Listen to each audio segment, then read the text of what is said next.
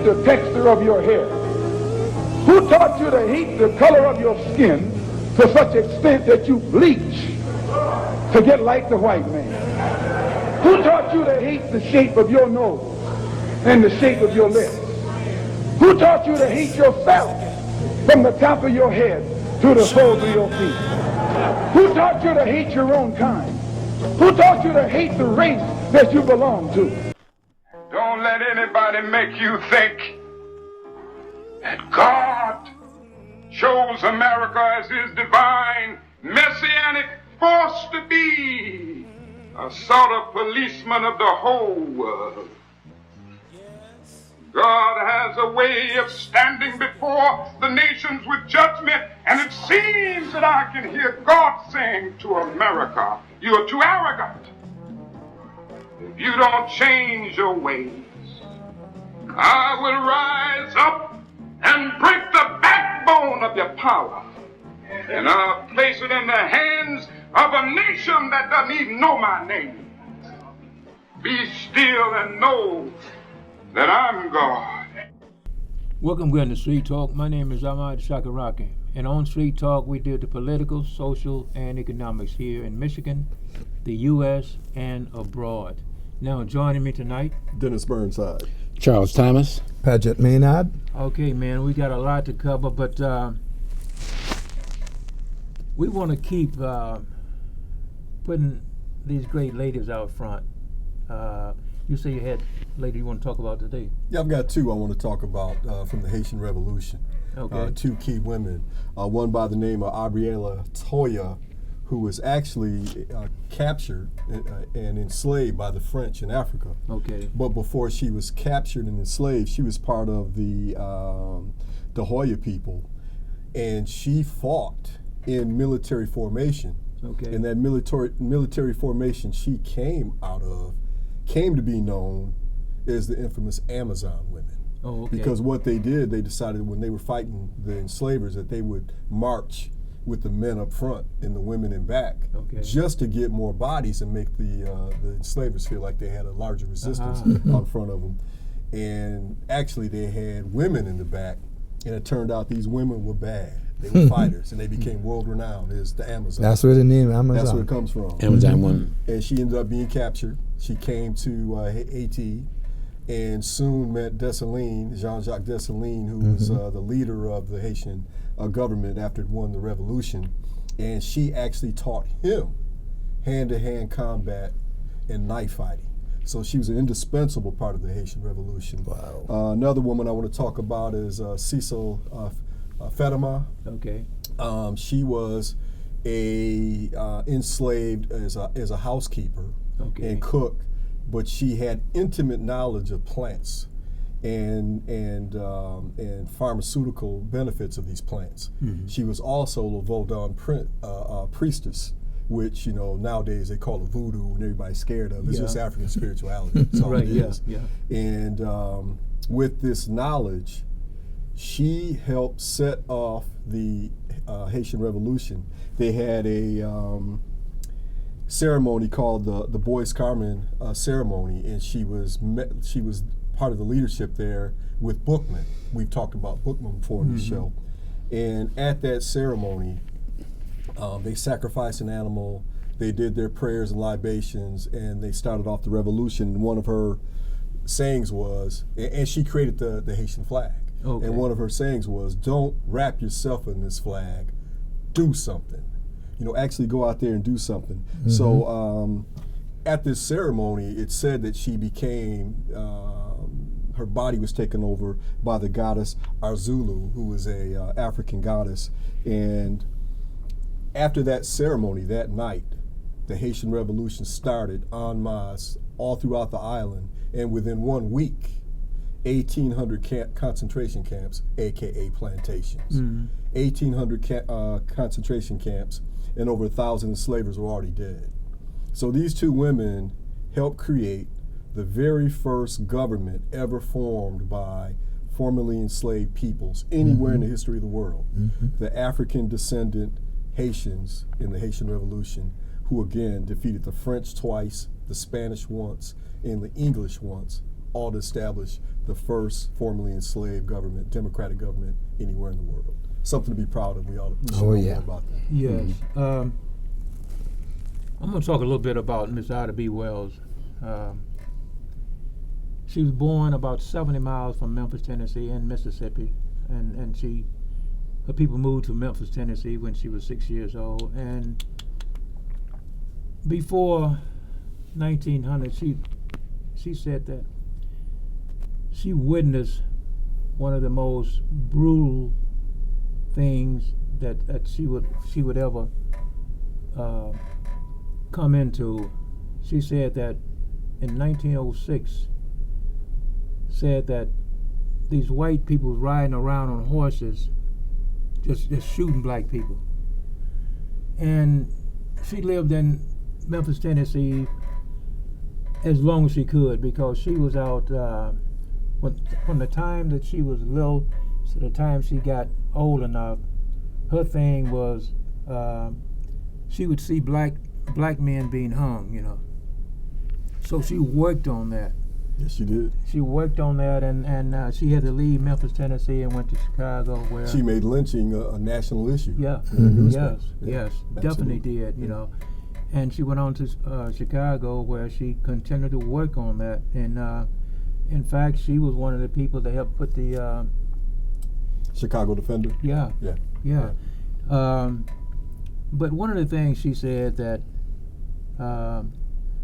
one had better be out here trying to get justice than to be like a dog or a mouse hooked in a trap and never doing anything. Mm-hmm. And that's one of the things that I remember about Ida B. Wells. And she was indispensable to the civil rights movement. Yeah. You know, nowadays, and we may be as guilty as anyone else, we look back on the civil rights era, we always try to define whether it was the Malcolm X part that was the most powerful or the Martin Luther King nonviolent segment that was the most powerful.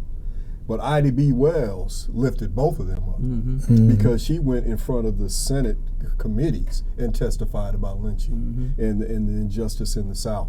And she did it in a way that was brave, courageous, unabashed.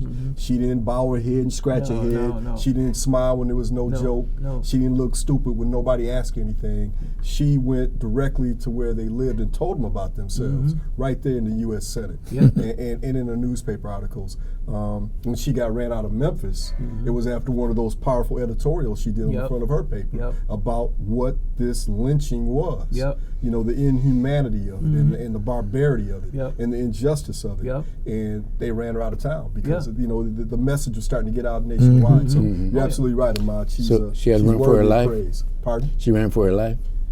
I wouldn't say ran for life because they bombed her. They bombed her newspaper place, and she was lucky to survive. I think she decided that the better part of valor is discretion, and she just retreated a little bit to Chicago, where she was free to write. And by then she had a name, and by then when she wrote, it resonated and it went through the nation. And so she started long before Martin Luther King was even an educated man. He may have been a child when she started her efforts.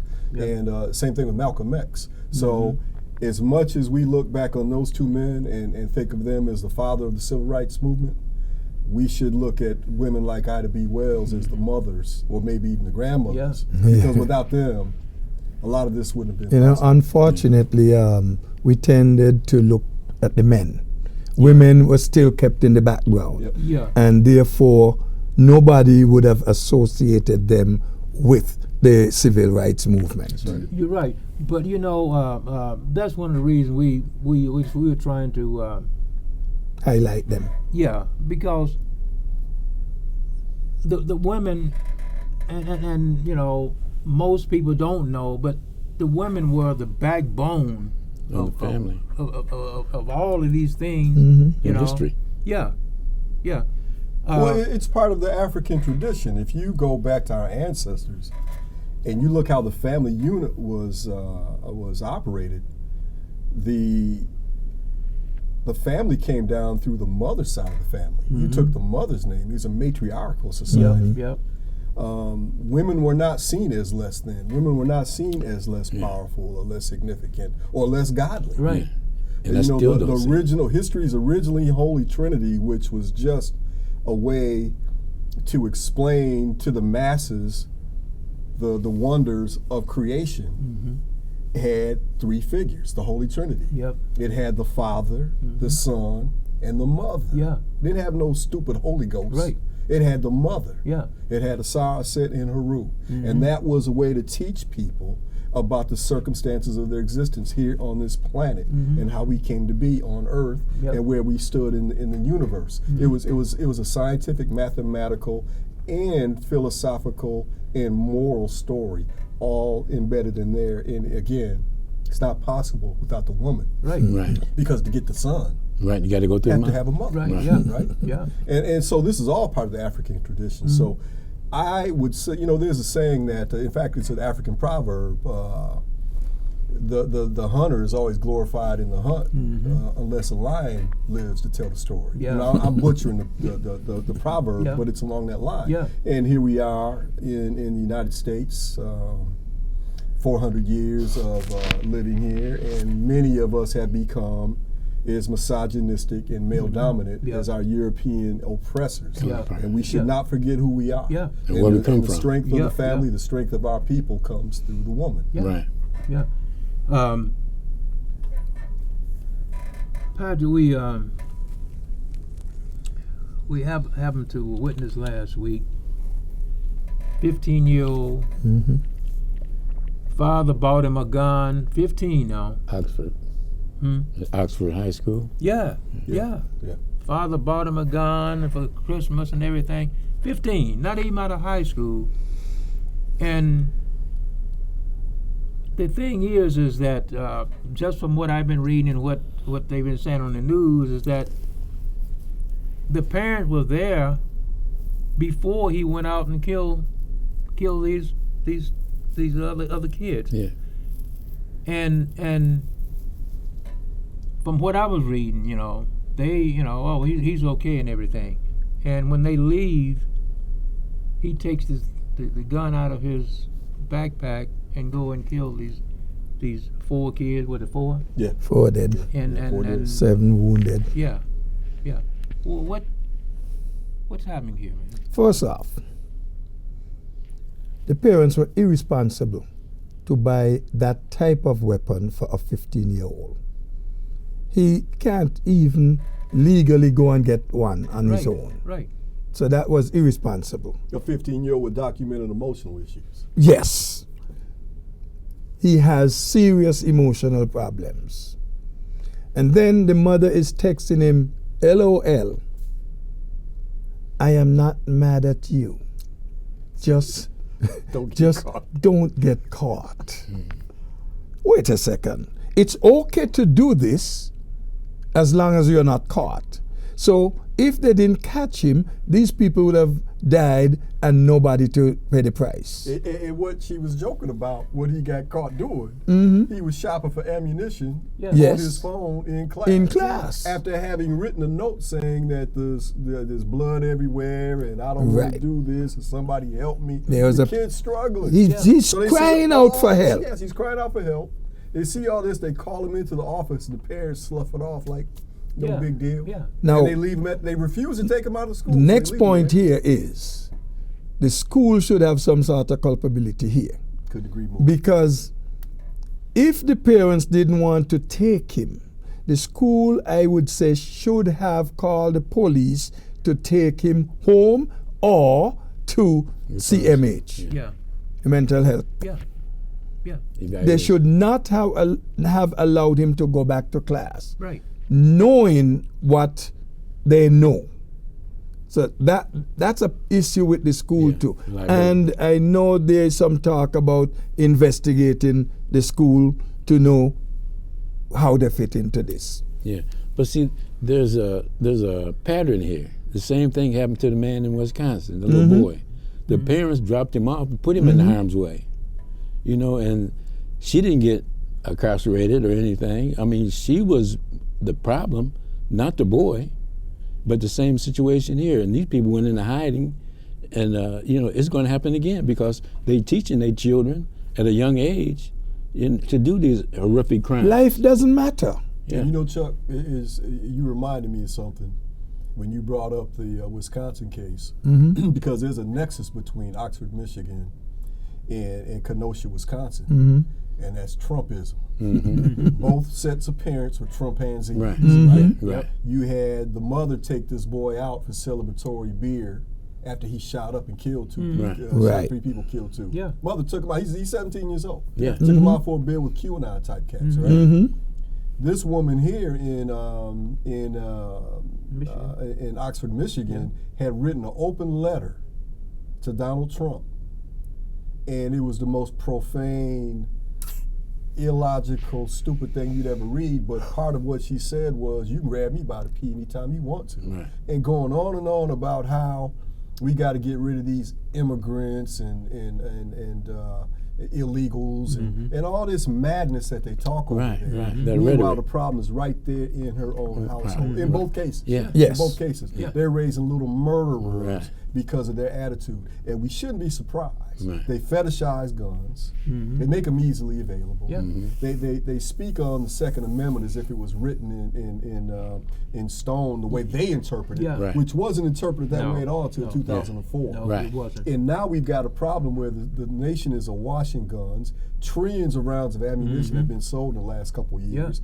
And this may be just the tip of the iceberg for these people, because they seem to be chomping at the bit to kill someone.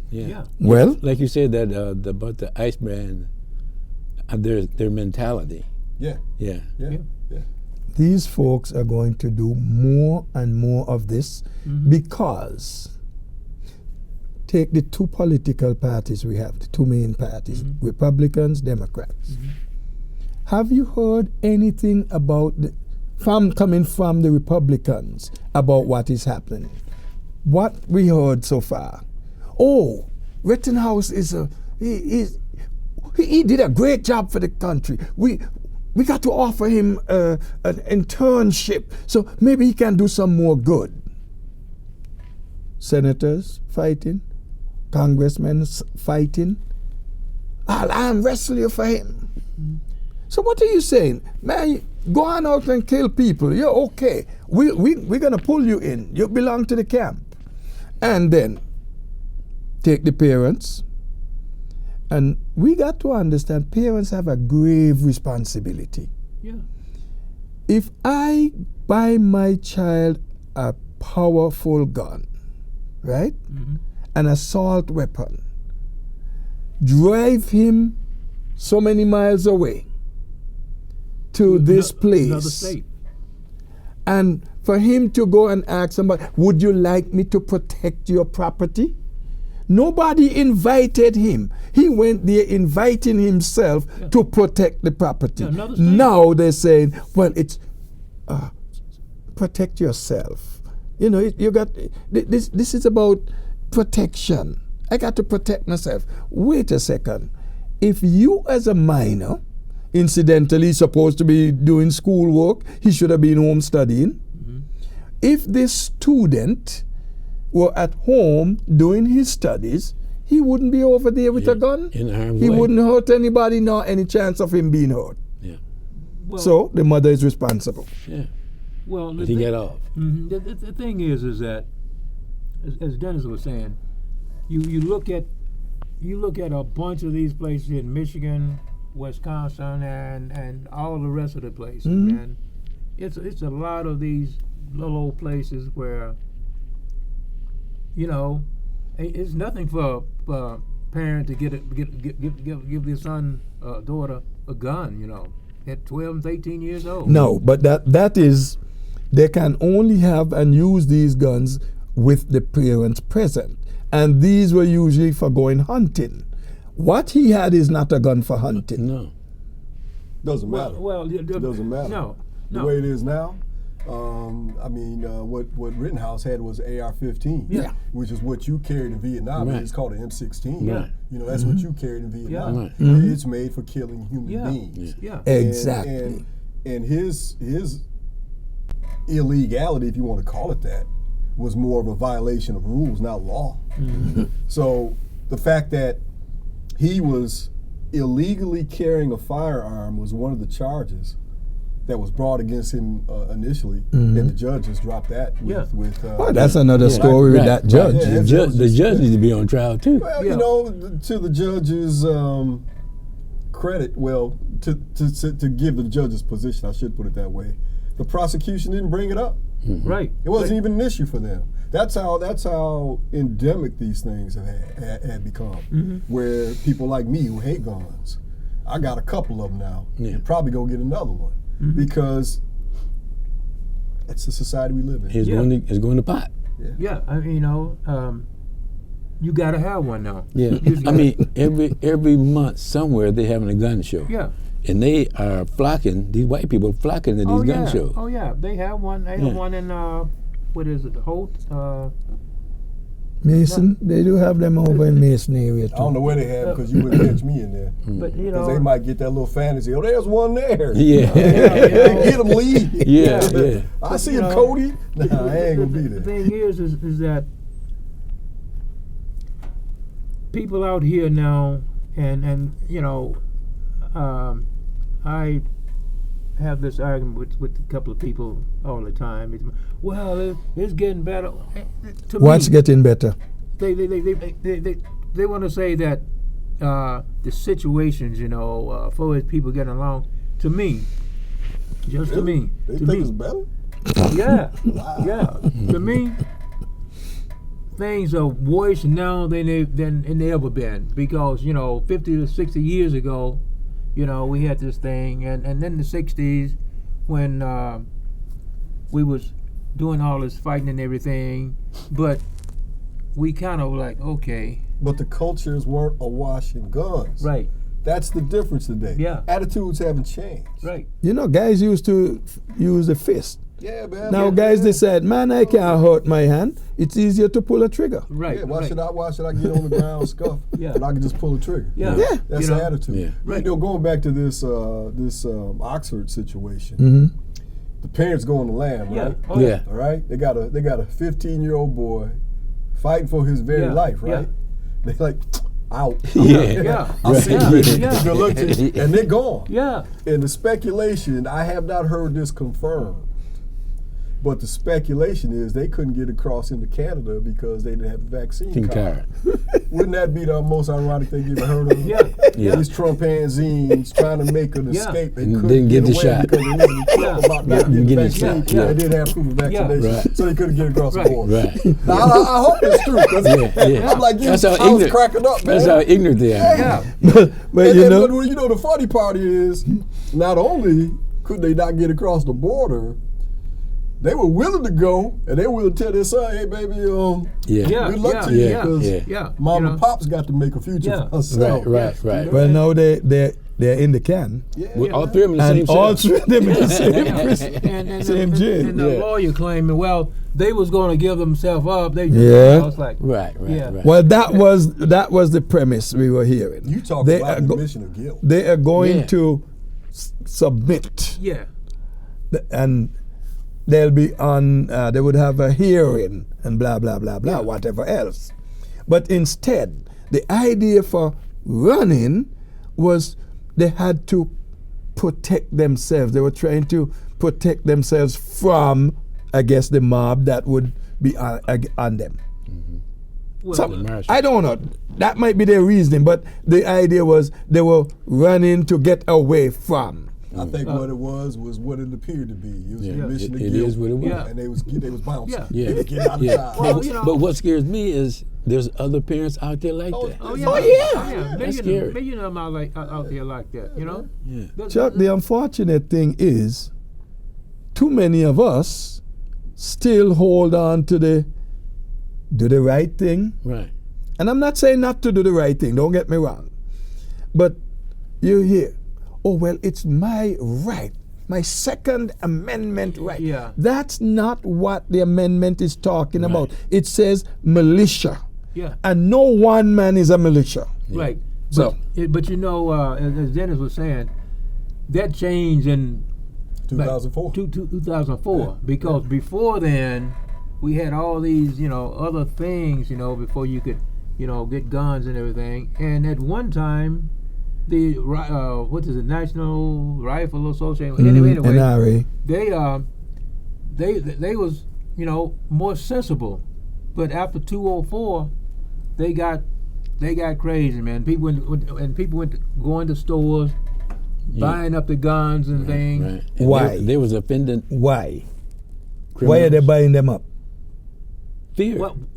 Fear of what? Of us. Why they have to be afraid of us? Well, Because of guilt Guilt for what? for what they done. Okay. Now, but then when your politicians, your leaders are telling you, oh, they're going to come and take your gun, and when they come, you have to be ready to fight them and destroy them. But see, Scalia, the justice who wrote that opinion about the Second Amendment, being about an individual right, he was also a party to the NRA. Yeah. The NRA, at one time, was all about teaching people gun safety, learning how to use rabbits, How to hunt. hunt rabbits and squirrels and deer, and defense in the home. And they never, for all the years they existed, ever said that this is an individual right that you go out with any kind of gun you want.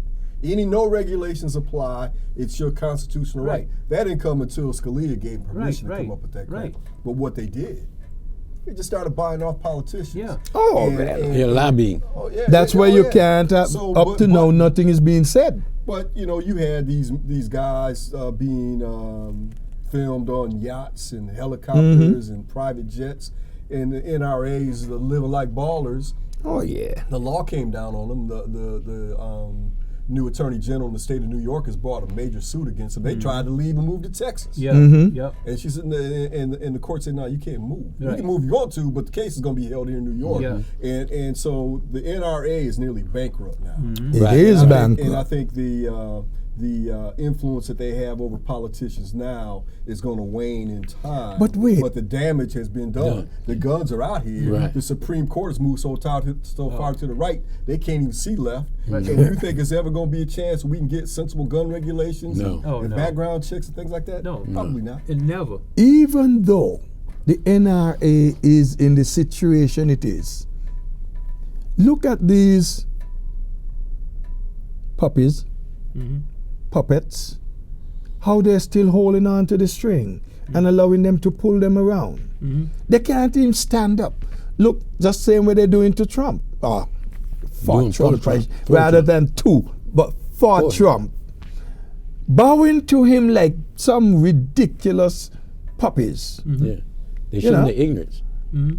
Why are you afraid of this man who talk about ignorance? That's one of the most ignorant person you find who ever came out say he's in politics. He's a lifetime con man and grifter. Yeah. Oh, his yeah. daddy was a con man and grifter. And his granddaddy. And his grandfather was a grifter and a pimp who was such a criminal that when he left Germany to dodge the military service, he tried to come back in around 1919 with all his ill-gotten gains, because all he did, he ran a bunch of whorehouses. And he tried to get back into Germany. He said, "Nah, man, you can't come back here because you're a draft dodger and you're a criminal." Who taught you to hate the texture of your hair? Who taught you to hate the color of your skin to such extent that you bleach to get like the white man? Who taught you to hate the shape of your nose and the shape of your lips?